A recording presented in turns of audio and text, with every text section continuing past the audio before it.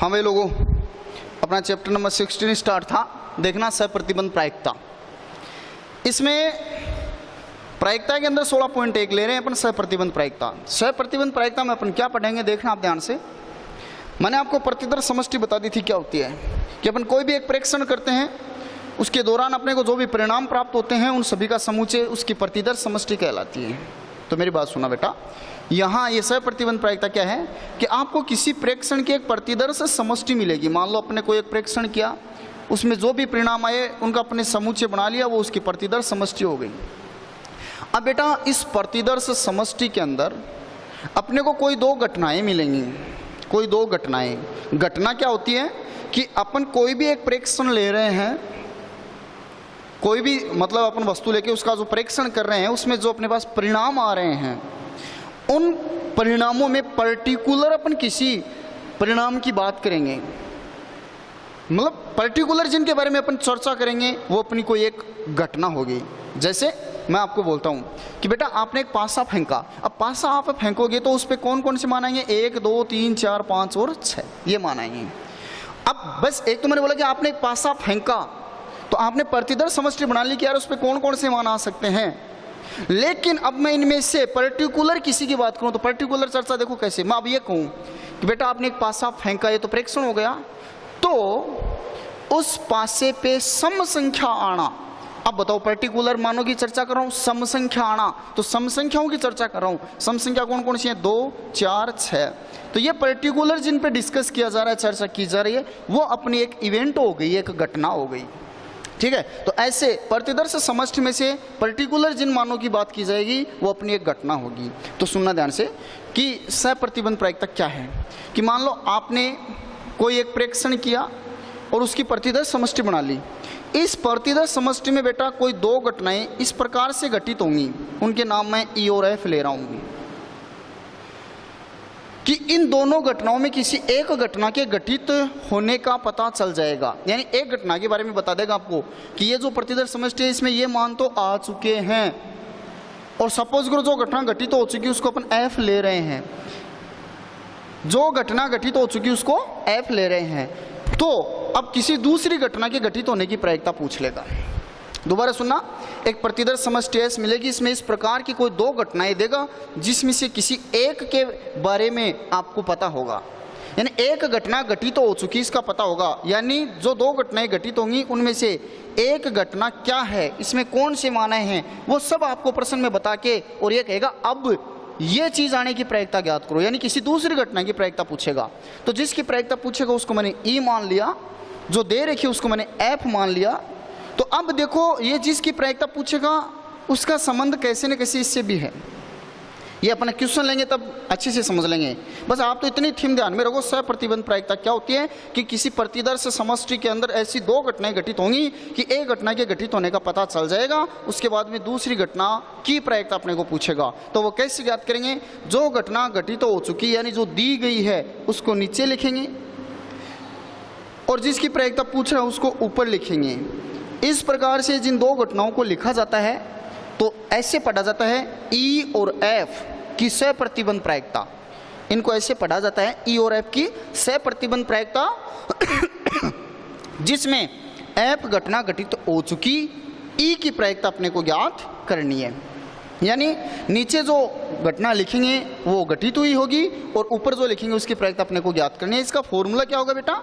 ऊपर तो इन दोनों के इंटरसेक्शन की प्रायिकता और बट्टा में जो घटना घटित हो चुकी इसकी प्रायिकता, ये इसका फॉर्मूला होगा। ठीक है, अब सपोज करो कि आपको कोई प्रतिदर्श समष्टि एस दे दी और इसमें दो घटनाएं ए और बी दे दी। ये घटना ए और ये घटना बी, और अब ये बोल दिया कि बी घटना घटित हो चुकी, ए की प्रायिकता ज्ञात करो। तो ए और बी की सहप्रतिबंध प्रायिकता क्या लिखेंगे? ए बट्टा बी की प्रायिकता। इसकी प्रायिकता होगी ए इंटरसेक्शन बी की प्रायिकता बट्टा बी की प्रायिकता। ऊपर तो इन दोनों के इंटरसेक्शन की प्रायिकता और बट्टा में जो घटना घटित हो चुकी इसकी प्रायिकता। अगर आपको ये कहे कि ए घटित हो चुकी बी की प्रायिकता ज्ञात करो, तब अपन इसको लिख देंगे बी बट्टा ए। यानी जो घटित हो चुकी उसको नीचे लेना है, जिसकी प्रायिकता ज्ञात करनी है उसको ऊपर लेना है। अब इसका फॉर्मूला हो जाएगा बी इंटरसेक्शन ए, ऊपर तो इनके इंटरसेक्शन की प्रायिकता और बटा में जो घटना घटित हो चुकी उसकी प्रायिकता। इससे अपन काफ़ी सारे रिजल्ट्स हैं वो प्राप्त कर सकते हैं। लेकिन मैं यहाँ आपको इस प्रकार से समझा रहा हूँ, पढ़ा रहा हूँ बेटा, कि आप डायरेक्ट ये समझ में आ जाए और आप इसके क्वेश्चन आंसर्स को एक बार सोल्व कर लो। बाकी इसके बारे में डीपली अपन क्लास में पढ़ेंगे, समझेंगे। तो एक तो ये सहप्रतिबंध प्रायिकता का फॉर्मूला है।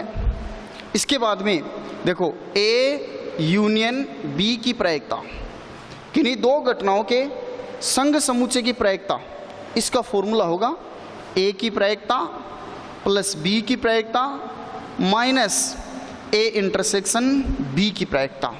इसका फॉर्मूला बेटा ये होगा। इसके बाद में देखना अपन क्वेश्चन ले रहे हैं, ध्यान से देखना। ये फॉर्मूला अपने समुच्चय के अंदर भी पढ़ा था 11th क्लास के अंदर। पहला क्वेश्चन वो आपको ये दे रखा है,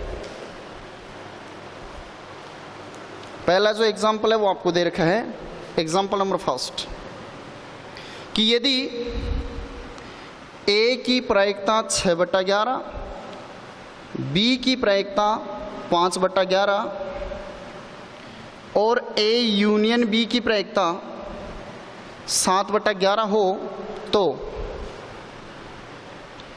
ए इंटरसेक्शन बी की प्रायिकता ज्ञात करो,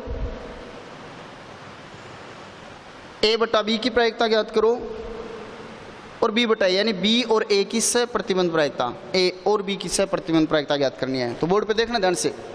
सबसे पहले अपने को ज्ञात करना है ए इंटरसेक्शन बी की प्रायिकता। और बेटा ए इंटरसेक्शन बी का फॉर्मूला क्या होगा, तो देखना मैंने आपको बताया था कि ए यूनियन बी बराबर ए की प्रायिकता प्लस बी की प्रायिकता माइनस ए इंटरसेक्शन बी की प्रायिकता। अगर अपने ए इंटरसेक्शन बी की प्रायिकता ज्ञात करेंगे तो इसका फॉर्मूला क्या होगा ये देखना है।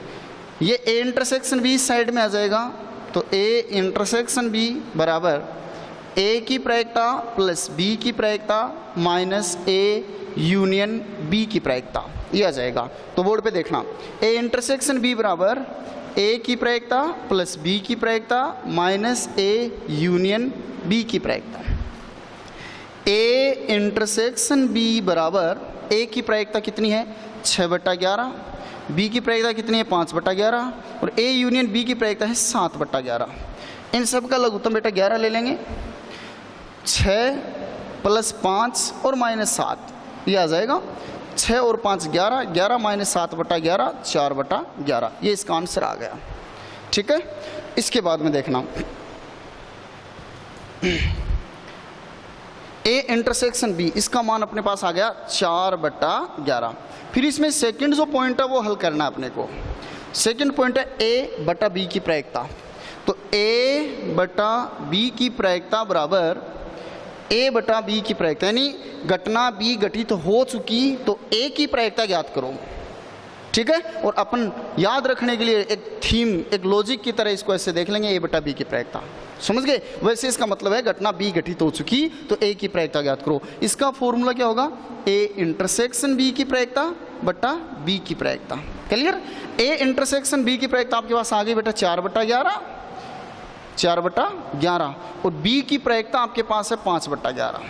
11 से 11 कैंसिल, आंसर क्या आया 4/5, यह आ गया। और बी बटा ए की प्रायिकता, बी बटा ए की प्रायिकता, इसका फॉर्मूला क्या होगा, ए इंटरसेक्शन बी की प्रायिकता बटा ए की प्रायिकता। ठीक है। ए इंटरसेक्शन बी की प्रायिकता बटा ए की प्रायिकता, क्योंकि अब ए घटित तो हो चुकी बी की प्रायिकता आपको ज्ञात करनी है, तो वो ए इंटरसेक्शन बी की प्रायिकता तो है 4/11 और ए की प्रायिकता है आपके पास 6/11। 11 से 11 कैंसिल, 4/6 यानी 2/3, ये हो जाएगा। तो ये था आपका एग्जाम्पल नंबर फर्स्ट। इसके बाद में बात करते हैं अपन एग्जाम्पल नंबर सेकंड की। ये तो मैंने आपको फॉर्मूला बताते ही इससे रिलेटेड ये समझा दिया है तुरंत ही। फिर देखना बेटा,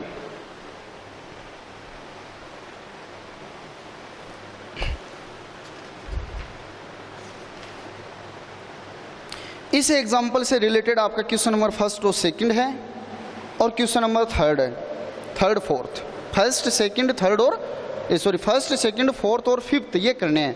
question number third is very very important, ये मैं आपको बताता हूँ। क्वेश्चन नंबर थर्ड ये देखना, यदि 2 इंटू पी ए बराबर पी बी बराबर 5/13, यानी ए की प्रायिकता का दुगुना बराबर है बी की प्रायिकता के, और इसका मान है 5/13।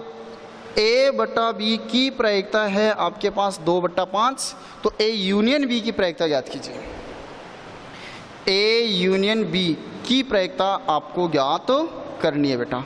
मेरी बात सुना बोर्ड पे ध्यान से, आपको ये जो मान है वो दिए गए हैं और ए यूनियन बी की प्रायिकता ज्ञात करनी है। ए यूनियन बी का जो फॉर्मूला है वो होता है ए की प्रायिकता प्लस बी की प्रायिकता माइनस ए इंटरसेक्शन बी की प्रायिकता, ये होता है इसका फॉर्मूला ए यूनियन बी का।